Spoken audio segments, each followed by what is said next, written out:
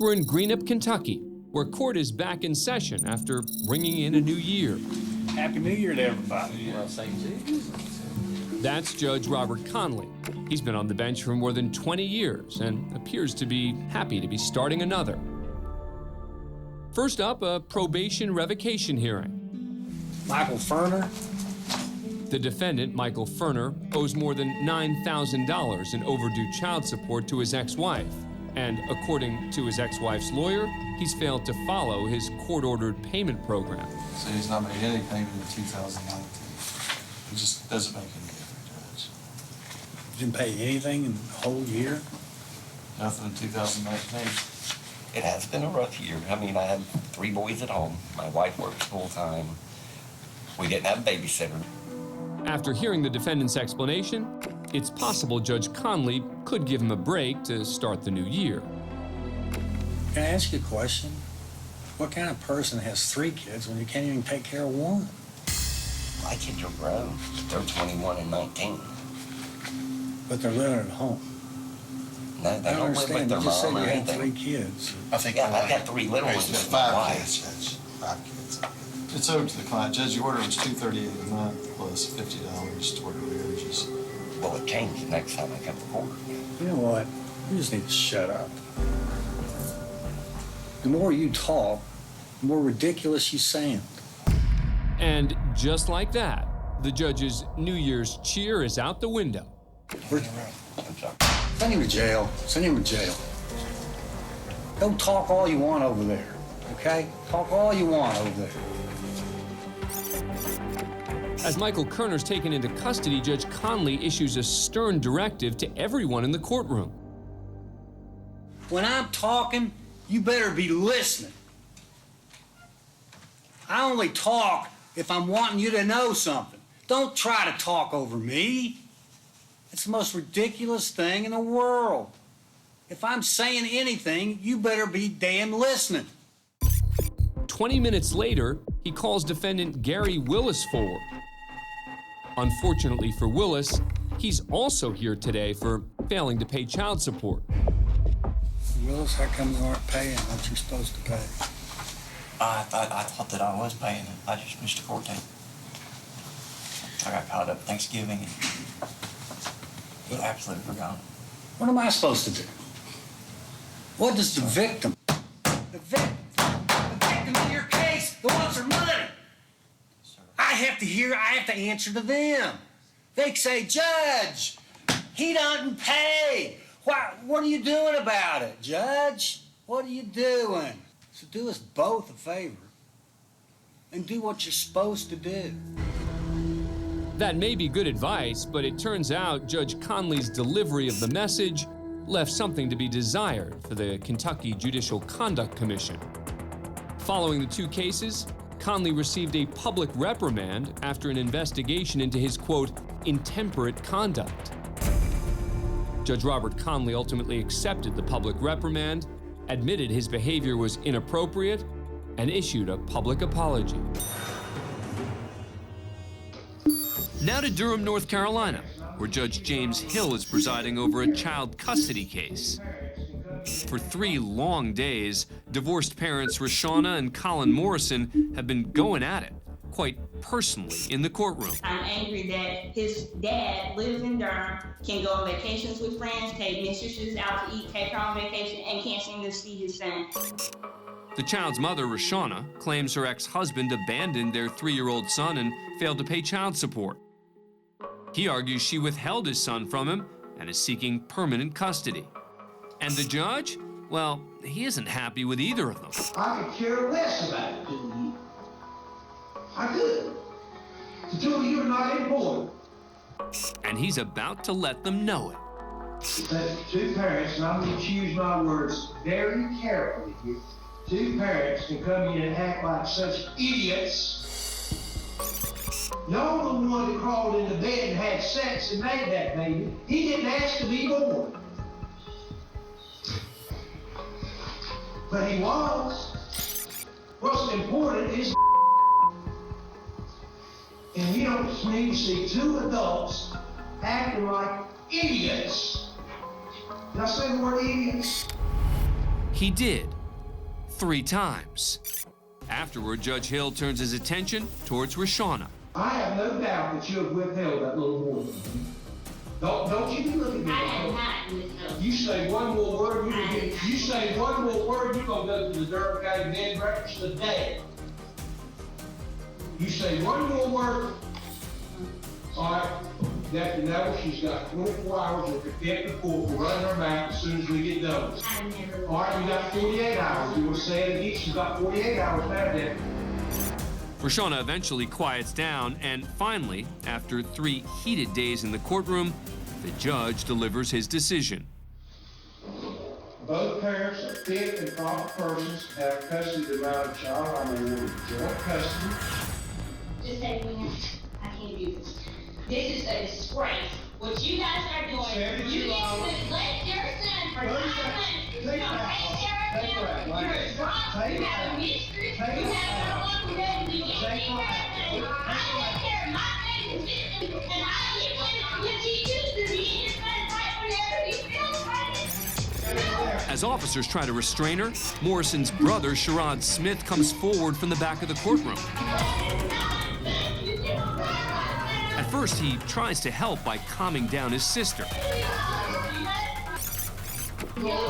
But when that doesn't work, and Roshana throws a bailiff a right hook, Big Brother's caught in the middle. Officers try to restrain him, but he sends one of them flying. Meanwhile, the judge makes a quick exit. As one deputy fights to gain control of Morrison, another puts her brother in handcuffs. And here come even more officers to shut things down.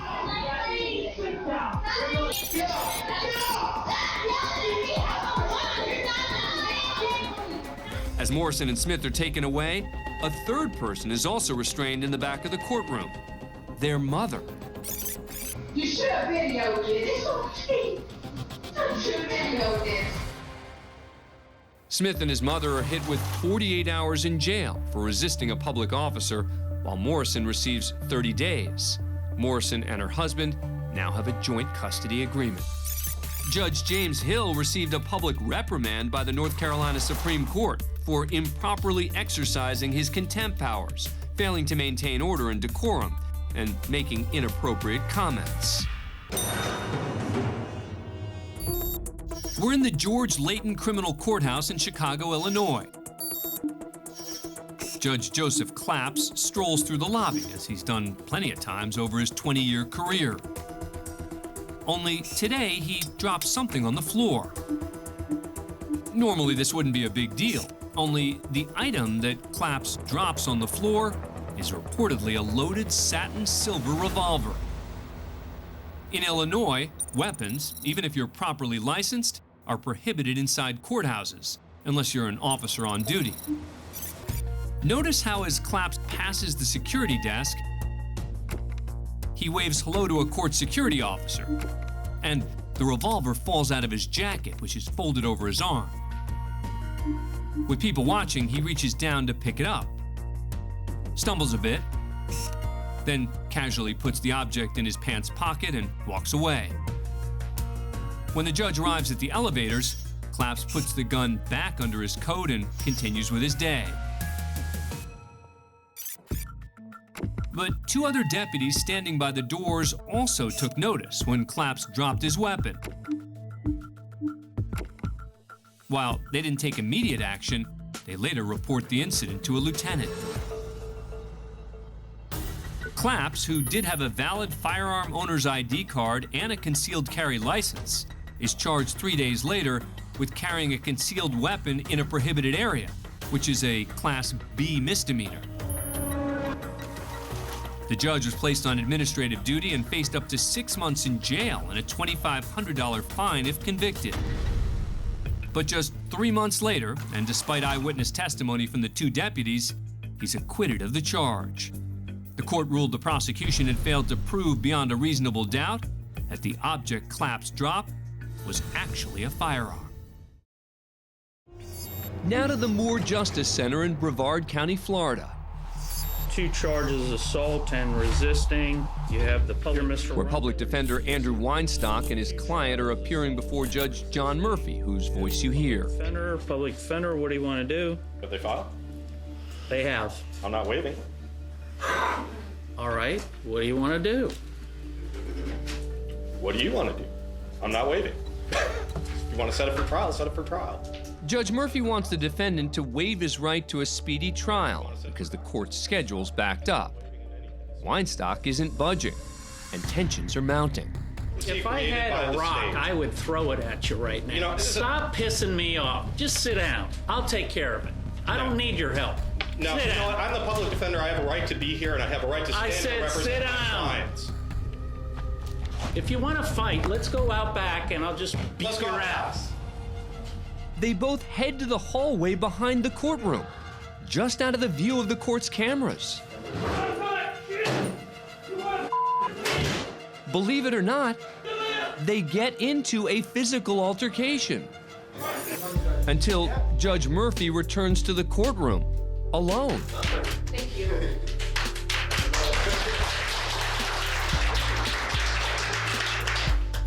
I will catch my breath eventually.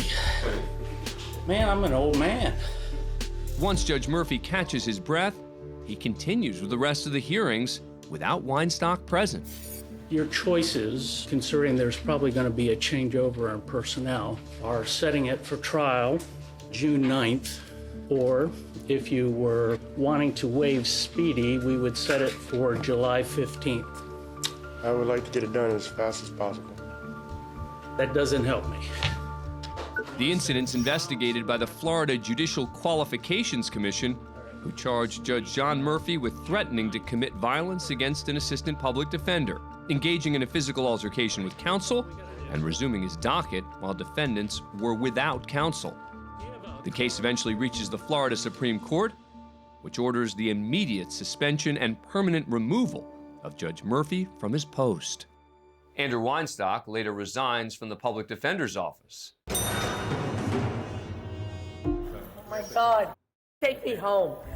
We now go to Brimfield Township, Ohio, where County Judge Rebecca Doherty isn't presiding over her courtroom, she's making demands at the local police station. Do me a favor and have a seat so we can do our job. Call Larry I'm not going Lindbergh. to call anybody yet, okay? We have stuff we have to do. I'm going to tell you now to call Lieutenant Lindbergh now. Have a seat, Call him. or I'm going to now. put you in the cell. So why is this judge so aggravated? Let's go back earlier in the night. Hello? An officer's body camera records as he approaches an SUV that's crashed off the side of a snow-covered road. Are you okay? No, I'm not. What's going on? Ma'am, you've got vomit down here in your door. 300 deal. Have you been drinking? Yes. Okay. Do you have your ID handy? I'm Becky Doherty. I'm the judge. Your judge? To be more specific, she is the county's common pleas court judge, 55-year-old Rebecca Doherty. Kidding me? Am I kidding about what? I am absolutely out of my mind with. You're intoxicated. I am so intoxicated. The officer's body cam continues to record as the judge is escorted into booking. Oh my God, take me home. Okay, Have a seat. let me call Lindbergh. Have a seat. No. Rebecca, Call. listen. This whole thing is being recorded. Do not do something you are going to regret Call Larry tomorrow. Lindbergh. Larry Limbert is actually Major Larry Limbert of the county sheriff's office. Do me a favor and have a seat so we can do our job. Call Larry I'm not going to Lindbergh. call anybody yet. Okay, we have stuff we have to do. Will you please have a seat? You're trying to walk out the door and you're almost falling down. Can you I'm please not have a falling seat? down. Have a seat. Call Larry Lindbergh. Rebecca, I will put you in one of the cells if you Okay, do not. I'm call trying Larry to really Lindbergh now. Have a seat. Call him now. Call him now. And that's not the judge's only request. What can I do for you? Drink. Okay. Water. We just literally told you 10 seconds ago that we're getting you a drink of water. He's out front right now getting you the Not glass. 10 seconds ago. I want a drink of water now. Thank you. Call Larry Lindbergh. I tried him. He didn't answer. Really? Do you want the water? Door? Yeah, I do. Okay. Larry Limbert. Okay. Larry Limbert. After refusing to take a breathalyzer, Judge Doherty is charged with operating a vehicle while under the influence of alcohol. Give me my phone so I can make a phone call. Okay. Your phone is in a puddle of vomit in your car, which is I on the get side it. of, can I finish? Which is on the Absolutely. side of the road that you crashed into. Yes. The tow company is absolutely. out there trying to get it out. However, it is extremely snowy and slippery I out. They are not able to totally get the get it. vehicle out so far. So Totally your get it. phone is off the table right now. We don't have access to it. Judge Doherty receives a fine of $1,075 and 180 days in jail, which the presiding judge reduces to $375 and 3 days in jail. Her driver's license is suspended for a year, and she's ordered to complete a driver's intervention program.